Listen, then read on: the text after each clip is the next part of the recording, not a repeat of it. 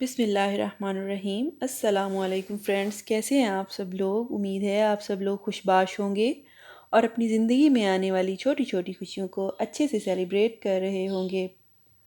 Friends, आज की video में मैं आपको ये बताना चाह रही हूँ कि रूट बाउंडिंग क्या होती है और रूट प्रूनिंग किस तरह से की जाती है और क्यों की जाती है। और साथ ही मैं आपको अपने घर में लगाए हुए गार्लिक यानी लहसुन की अपडेट भी देना चाह रही थी। ये लहसुन का पौधा है फ्रेंड, जो कि मैंने आज से 1 माह पहले लगाया था और अब ये मुकम्मल तौर पर ग्रो हो चुका है, बल्कि मुझे ऐसा लग रहा है कि इसकी रूट्स भी बाउंड हो चुकी हैं। ये देखिए, मैं लहसुन निकालने की कोशिश की तो पूरा का पूरा रूट बाउल ही बाहर निकल आया है। और अब आपको मैं ये दिखाऊंगी कि रूट्स किस तरह बाउंड होती हैं और रूट बाउंडिंग क्या होती है। सबसे पहले तो मैं आपको ये बताऊंगी कि 2 तरह की रूट्स होती हैं, एक टैप रूट और एक फाइब्रस रूट्स। टैप रूट वो होती हैं जो कि मेन रूट्स होती हैं, और फाइब्रस रूट्स ये जो आपको वाइट धागों की शक्ल में नज़र आ रही हैं, इनको फाइब्रस रूट्स कहा जाता है। जब फ्रेंड्स पौधा मुकम्मल तौर पर ग्रो हो जाता है तो उसकी जो रूट्स हैं बहुत ज़्यादा हो जाती हैं और एक दूसरे के साथ इंटरवीन हो जाती हैं, और उनके लिए मज़ीद ग्रो करने की जगह नहीं बचती अगर तो वो छोटे पॉट में लगी हुई हैं। और पौधे के मेच्योर होने के बाद वो रूट्स जगह ना मिलने की वजह से पॉट की शक्ल इख्तियार कर लेती हैं, और मज़ीद क्योंकि वो ग्रो नहीं कर पाती हैं इसलिए वो एक छोटे से गुच्छे की शक्ल इख्तियार कर लेती हैं। तो इनकी अगर आप अपने पौधे को मज़ीद ग्रो करना चाहते हैं और उसी प्लांटर में दोबारा लगाना चाहते हैं तो आपको इन फाइब्रस रूट को कट करना होता है। इसी तरह से बोनसाई भी बनाए जाते हैं।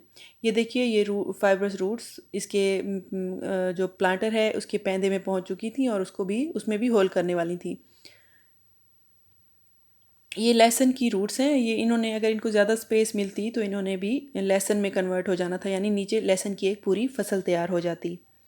लेकिन फ़िलहाल मैं इस रूट बॉल को तोड़ने वाली हूँ। मैंने इसे दोबारा किसी और प्लांटर में नहीं लगाना है, बल्कि मैंने ये देखना है कि अब इसमें लहसुन की क्या कंडीशन है।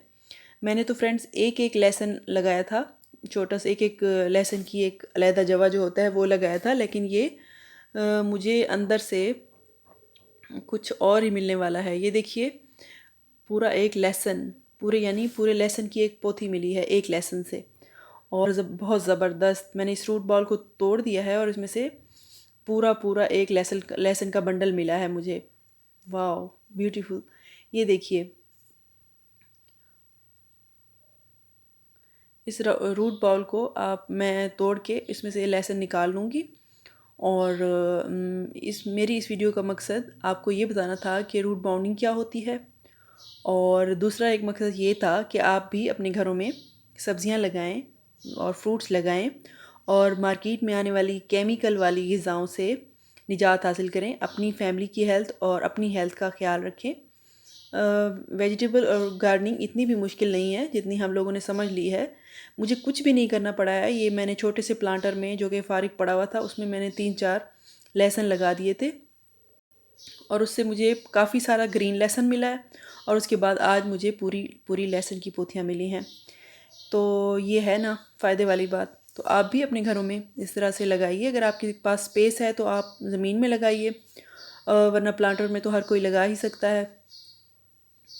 और दूसरा, मैंने रूट बाउंडिंग के बारे में मैं आपको बता रही थी कि अगर रूट्स बाउंड हो चुकी हैं और आप को चाहिए कि आप अपने प्लांट को किसी बड़े पॉट में शिफ्ट करें। अगर आप अपने प्लांट को किसी बड़े पॉट में शिफ्ट करने वाले हैं तो फिर आपको रूट प्रूनिंग की ज़रूरत नहीं है, यानी आपको रूट्स को काटने की, जड़ तराशी की ज़रूरत नहीं है। उर्दू के लिए ये मुझे वर्ड बहुत ज़बरदस्त लगा है।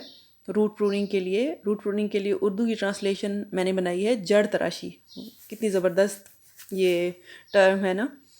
तो जड़ तराशी आपको करने की ज़रूरत नहीं है अगर आप अपना प्लांट बड़े पॉट में शिफ्ट करने वाले हैं। तो उम्मीद है आपको ये वीडियो पसंद आई होगी। अगर आपको ये वीडियो अच्छी लगी हो तो अपने फ्रेंड्स और फैमिली मेम्बर्स के साथ शेयर करें। जज़ाकल्लाह।